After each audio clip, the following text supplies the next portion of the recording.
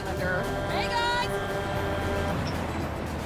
Now you can save big on a rugged new Tacoma with low 2.9 APR for 60 months. And like every new Toyota, it comes with Toyota Care no-cost maintenance.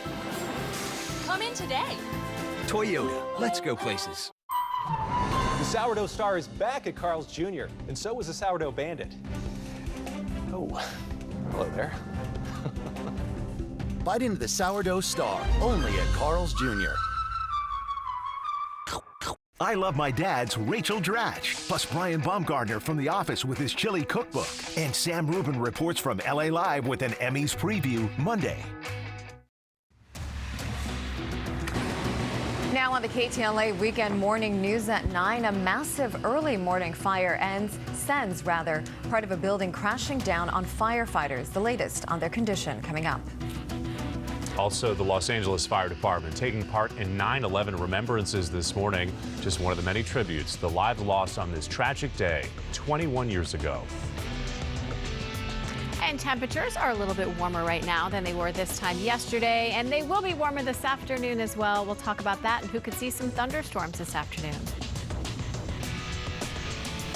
And style expert Anthony Allen Ramos is in the house as we break down who's going to be wearing what for the 74th Annual Primetime Emmy Awards.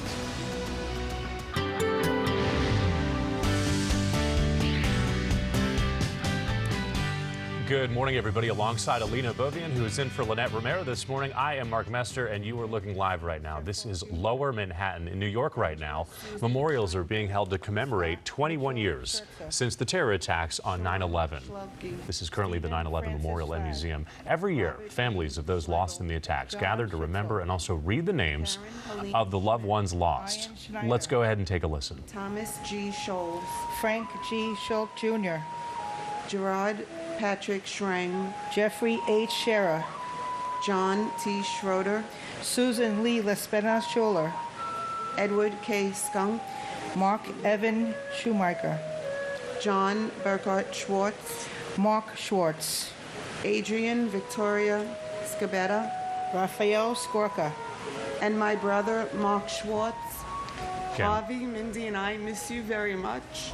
Reading so many of the names, a total of 2,997 lives lost that morning, 21 years ago today. We've always been told to never forget, and we won't forget.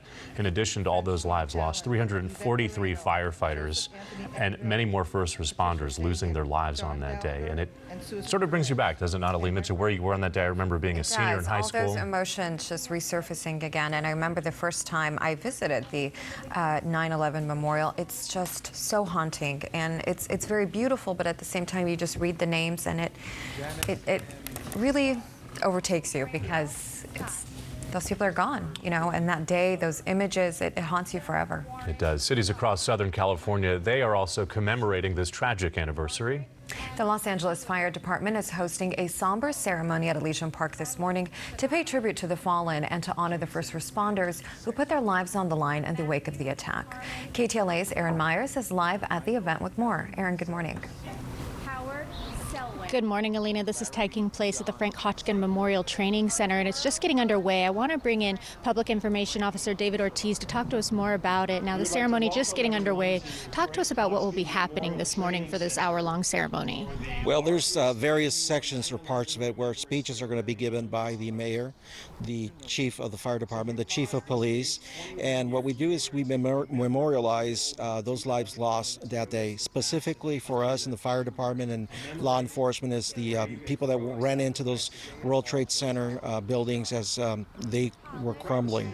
And so the remembrance of these people is important to us. Many of us still remember that day, and we see very young people behind you right now. Our new cadets, some of them were not even born when that happened. So it's important for us to help them understand the importance, the significance, and the sacrifice that those people make. And it's a sacrifice that any one of us might be asked to make one day as first responders. So that's why we're out here. We're out here memorializing them. It could have been any one of us, and we still feel for those families that lost their loved ones on that day. I know that the LAFD, they sent firefighters on 9/11 in those days after. Talk to us a little bit about that.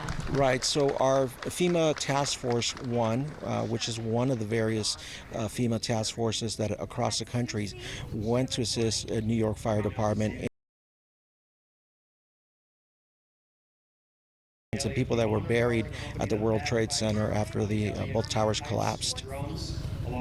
You said, I remember where I was. What were you doing? What do you remember about that time? I was delivering a baby in Reseda when the first tower was struck. And the rest of the day was full of anxiety and wonder whether or not we were going to be attacked next here in Los Angeles. And so that made it very real. It made it I feel like we were under attack nationally, and it changed how first responders train here in America. It made terrorism something real here in America. On this moment, I think we'll stop and we'll let you guys listen to the bagpipes before we send it back to you.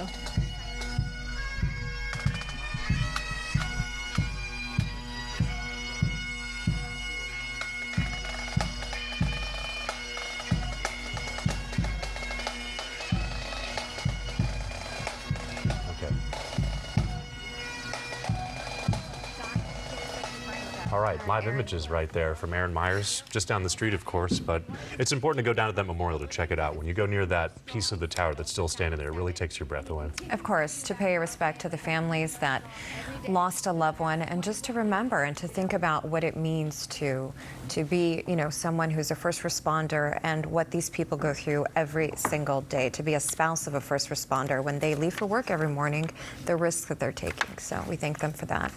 And also happening now this morning, this is in Long Beach. Live pictures you're looking at right now. Firefighters at the Long Beach Fire Department, they are hosting a 9/11 remembrance ceremony to commemorate first responders and victims to the attacks on the World Trade Center 21 years ago.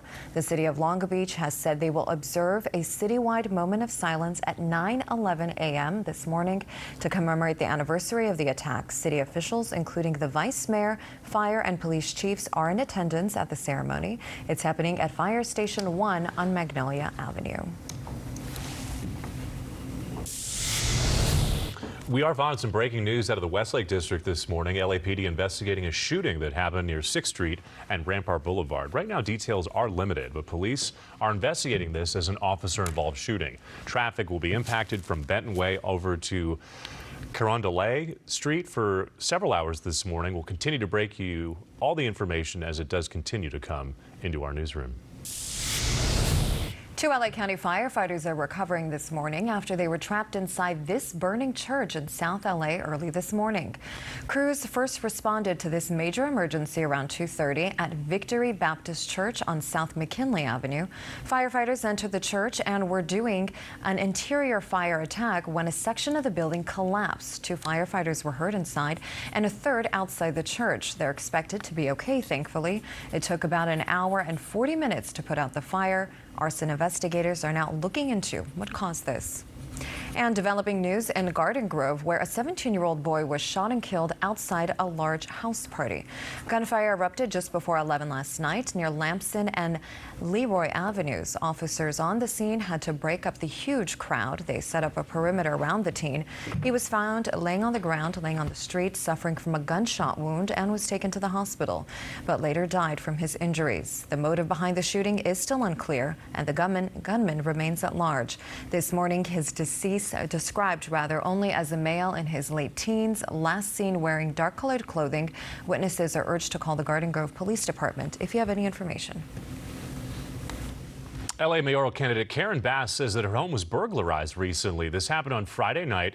The Bass campaign released a statement stating that 2 firearms were taken from her home, but other valuables, electronics and cash were not.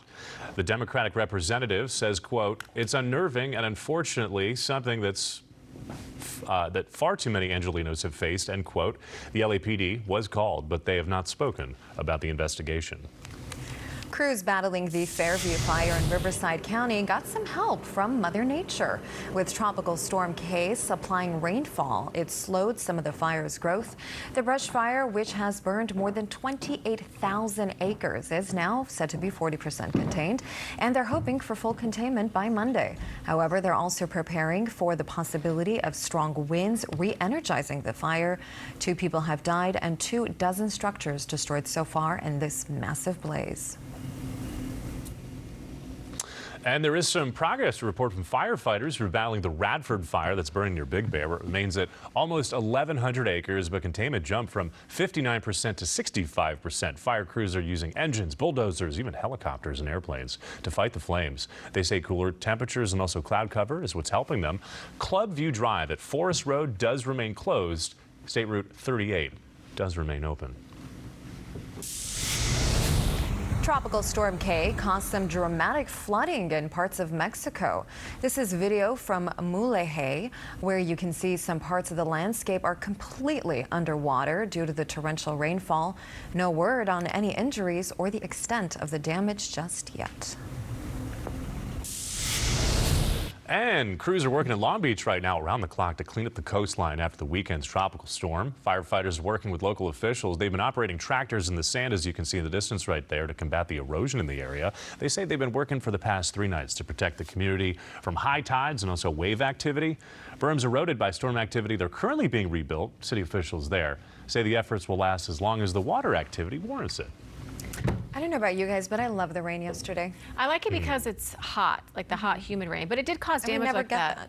Yeah, we don't ever get that here. It's actually not that normal for it to rain this time of year, but I follow some fellow cyclists, not mountain bikers. We're going to use the word cyclists because we know how I feel about mountain biking. Is that a thing? What a thing? Do mountain bikers and cyclists not get along? No, it's just a different. I didn't know there was There's a difference. But I'm saying I follow some cyclists, and they were posting photos from Long Beach yesterday, and the bike path is just completely flooded, like underwater. Right, okay. That was my point. There's no like. We totally took it somewhere else. Picking a beef with someone. It's you okay. guys just both went the same place. Yeah, it's okay. We tend to do that. Yeah, you do. All right, outside we go to talk about that forecast for the day. We are seeing, look, a little bit of blue sky from that Huntington Beach camera. Winds calm right now, though, and that is the good news.